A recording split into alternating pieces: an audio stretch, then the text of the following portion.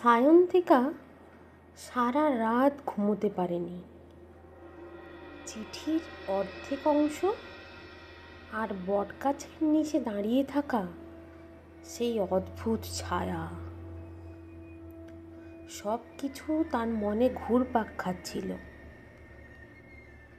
পরের দিন সকালে আবার বইয়ের আলমারির কাছে যেতে হঠাৎ করে আলমারির দরজাটা গেল খুলে,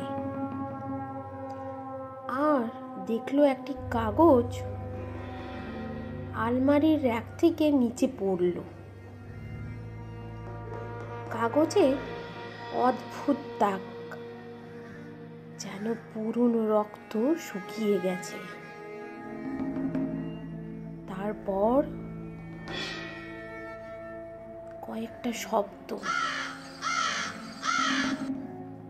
সত্যিটা জানার ইচ্ছে থাকলে একই জায়গায় এসো, কিন্তু এবার একা এসো না। সায়ন্তিকার বুকটা ধক ধক করে উঠল। কে লিখছে এসব?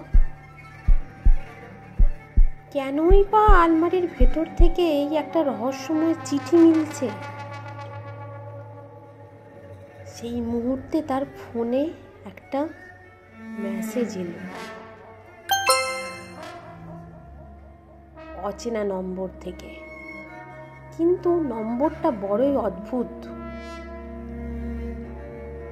লেখা রয়েছে মেসেজে, আমি জানি তুমি চিঠিটা পেয়ে গেছো।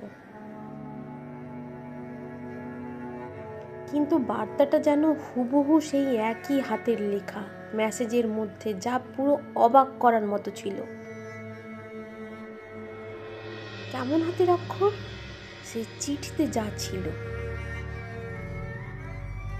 তখন সায়ন্তিকার মনে হলো গল্পটা কিন্তু আর শুধু কাগজে আটকে নেই, বরং তাকে ঘিরেই রহস্যটা ছড়িয়ে পড়ছে।